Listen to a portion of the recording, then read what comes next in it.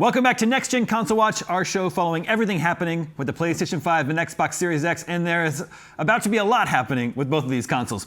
I'm Daemon Hatfield, and as always, I'm joined by Ryan McCaffrey, host of IGN's Xbox podcast, Podcast Unlocked. Good to see you, Damon. You as well. And Max Scoville, host of IGN's PlayStation podcast, Podcast Beyond. Beyond. And we are on the brink of event season, showcase season, game announcement season.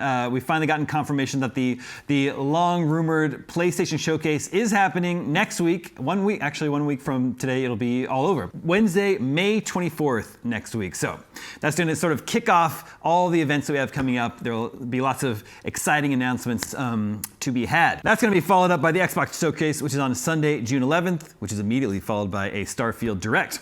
So, with all this, let's start with PlayStation, since that's the one that's first up. Max, PlayStation had an incredible year last year in terms of first-party exclusives. Bookended the year with both Horizon Forbidden West, God of War Ragnarok, both of them incredible games. And although the PlayStation 5 is doing gangbusters sales-wise right now, it's the best-selling console of the year in both units and dollar sales. On the first-party exclusive front, it's been very, very quiet for Sony since it released God of War Ragnarok. Of course, there was PSVR 2. Didn't exactly set the world on fire, and then there was also the Horizon Forbidden West Burning Shores DLC that came and it's supposed to be very good, but had a little bit of a quiet reception. So that actually Max, did set the world on fire, but mostly Los Angeles. You're right. So let us in. What should we expect from Sony next week?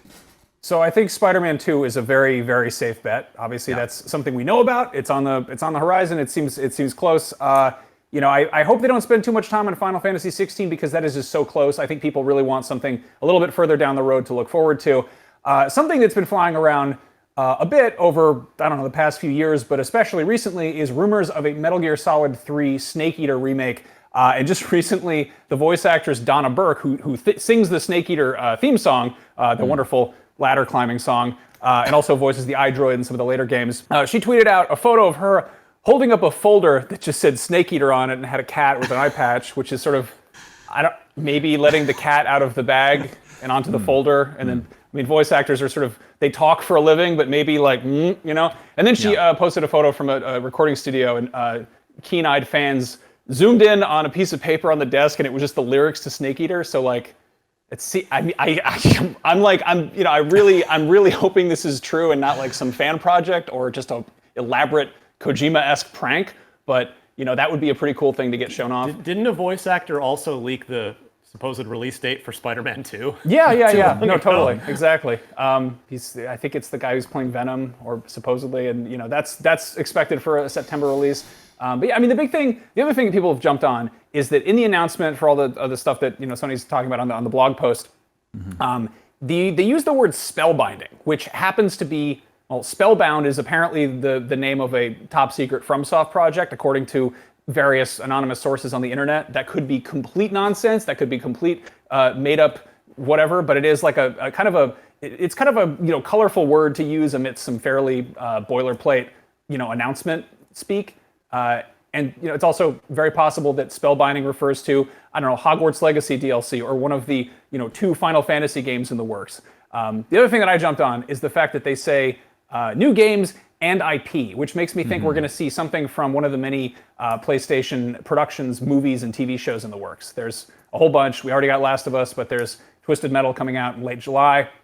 There's a Horizon Netflix show. There's a God of War Amazon show. There's a Ghost of Tsushima movie, apparently. There's a Gravity Rush movie. There's a lot of stuff in the works, but I jumped on that one myself. There's Gran Turismo too. Oh, of course. Yeah. How could I forget?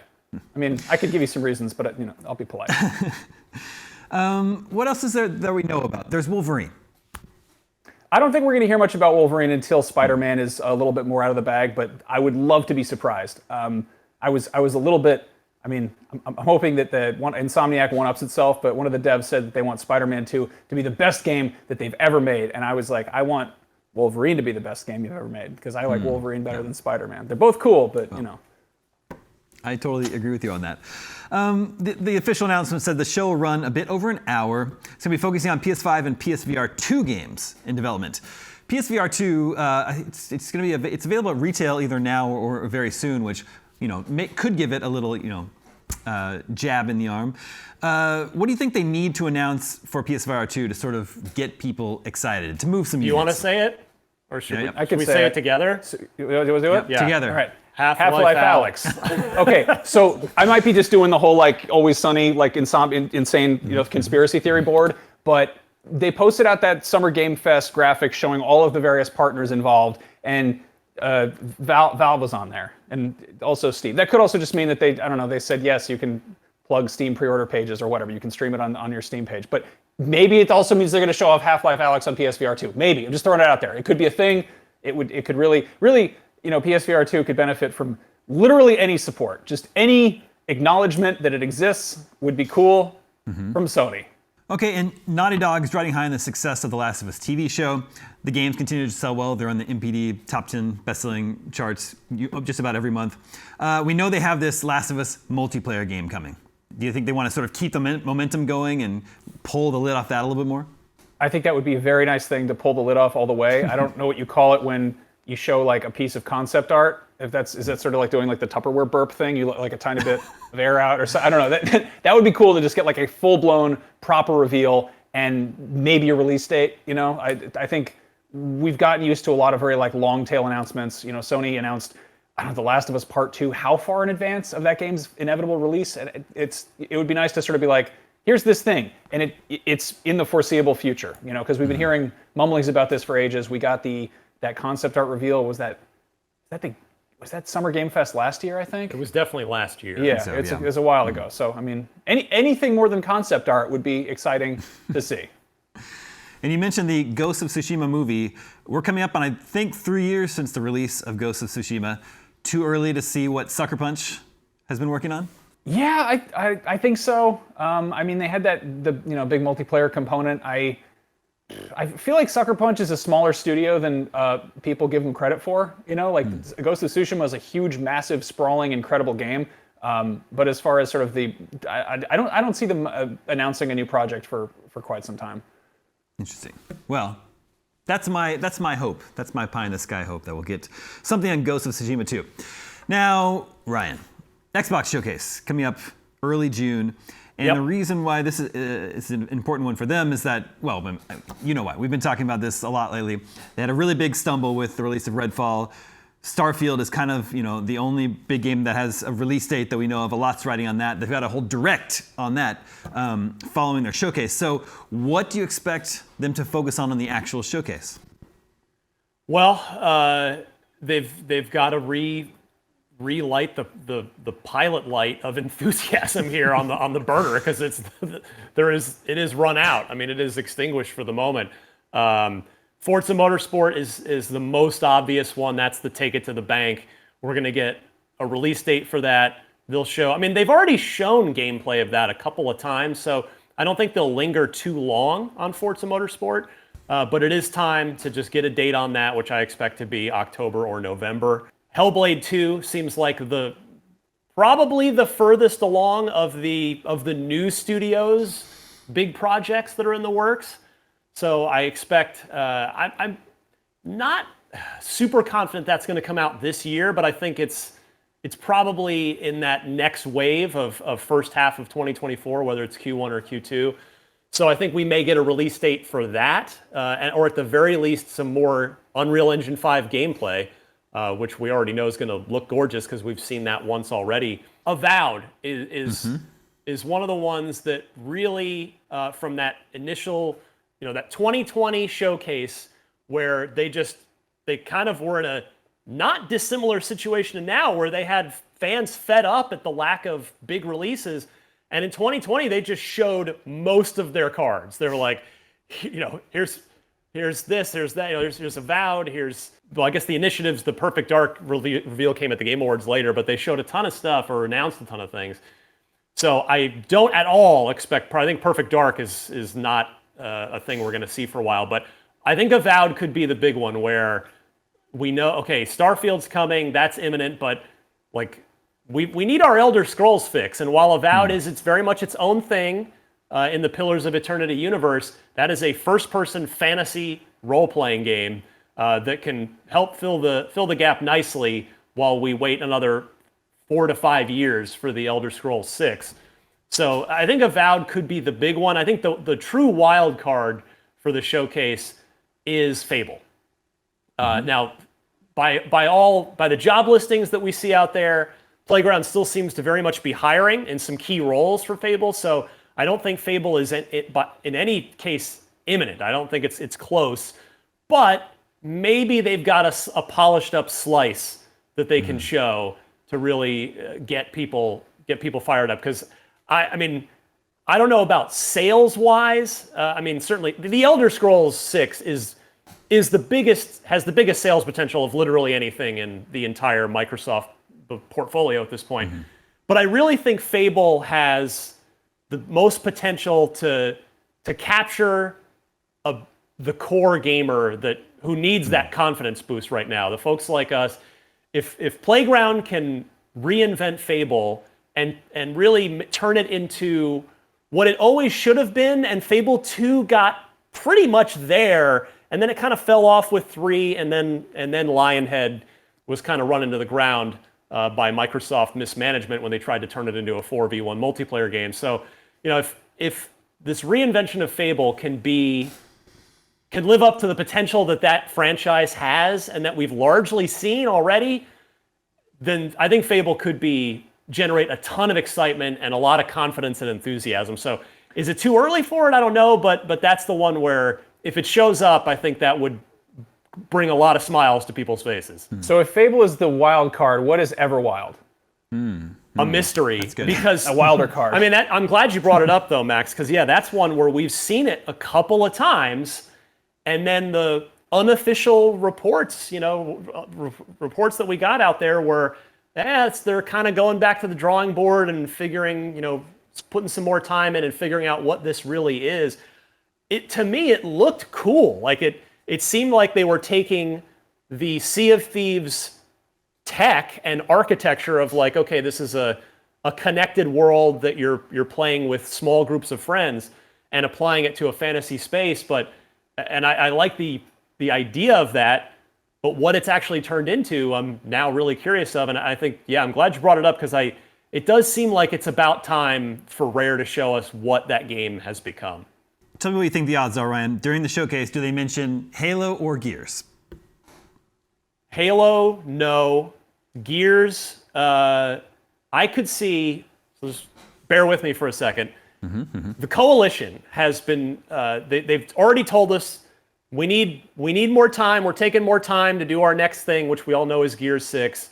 We know they're moving to Unreal Engine 5. They've been, arguably, they have carried the torch really well from Epic in terms of making beautiful Unreal Engine games. 4 and 5, whether you like them or not, and I love them, they are gorgeous video games on Unreal. They're really good Unreal Engine showcases.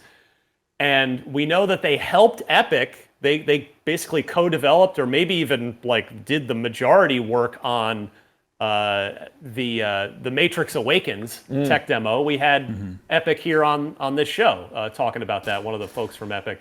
I could see, if Gears 6 is still a little further out, I could see a Marcus Phoenix collection type situation with 1, 2, and 3. They'd probably skip Judgment, but hey, if they want to include it, great. It's not a bad game. Isn't there a show in the works? There is a show in the works. Yeah. There's a movie in the works. Yeah. But I could see the first 3 games being redone in Unreal Engine 5, and that being another chance for the Coalition to get their feet wet on Unreal Engine 5 while they are developing Gears 6. So it'd be interesting to see how that went over, if that was a real thing. Now I may be speaking and living in a fantasy land, but that's okay. But if it did happen, the original trilogy is awesome. I mean, Gears 1 in Unreal Engine 5, yes please. I mean, Last of Us just did it with It's been, the first one was 2006. It's been 17 years since Gears 1. Crazy. Okay, a couple more things that occurred to me. Surely they'll need to spend a couple minutes talking about their roadmap for Redfall. Right? I don't know about that. Not at all? In all seriousness, Damon, I'm not trying to be clever here. I don't think that's the place for it. I don't think the showcase needs to be, you are just bringing up a bad memory at that point. I think that's, the roadmap is going to be for a blog post. I don't think I think Redfall will be, if there was ever any intention of including DLC previews or anything in the showcase, I would expect that's been cut. Redfall's grounded. Doesn't get to go to the showcase. Well, there's also Grounded, right? And also, the showcase is taking place about 3 weeks before the release of Indiana Jones and the Dial of Destiny. Yeah. I think they want to try to get on that bandwagon to show what Machine Games has been working on. Yep. Yeah, it is time. It's time. Yeah. We got the teasiest of teaser images, or short trailers that of course showed us nothing about what the actual game is. And you're right, with Dial of Destiny coming right up, not that the game's going to suddenly just shadow drop to coincide with the film, but yeah, it does seem like a good opportunity to finally show us what Machine Games has been up to, because it's probably on id Tech, which is a technology we know looks great and runs great on both last gen and current gen platforms. And Machine Games is their track record is basically flawless, going back to when the core of them were Starbreeze, and they did Escape, the Chronicles of Riddick, Escape from Butcher Bay, and then the Dark Athena sort of standalone expansion. So yeah, the optimism will be high for whatever their Indiana Jones project is. They've proven they know how to make a game where you punch Nazis in the face, so Exactly. all for it. Yeah. All right, so 2 very exciting events coming up next week and just a couple weeks after that. Any final thoughts on predictions or hope before we move on from either of you? I was initially thinking Wolverine would get shown, but you guys convinced me that Sony's got enough other big projects that they'll probably wait and keep the powder dry on Wolverine, because that's going to be their ace in the hole for next year. I want to be proven wrong, because I want to see that game. Yeah, but me also, too. I mean, an M-rated, all-out, Insomniac-developed Wolverine game.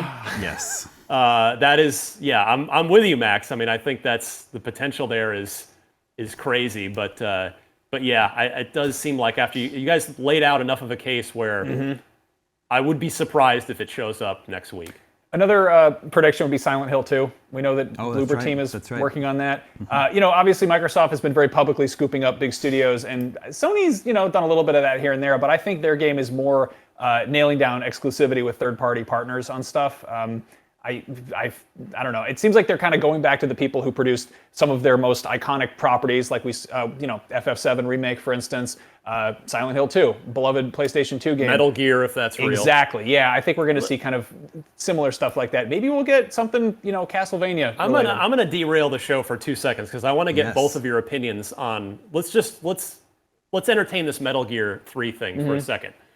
If there is a Metal Gear Solid 3 remake, and it's presumably entirely Konami's doing, because Kojima doesn't work there anymore, he is so beloved by fans of just in general, but specifically he has been so closely associated as the father of Metal Gear, and understandably so. Are fans going to be excited about a Konami-led Metal Gear Solid 3 remake, or are they going to be like, screw you guys, this is Kojima's baby, what are you doing?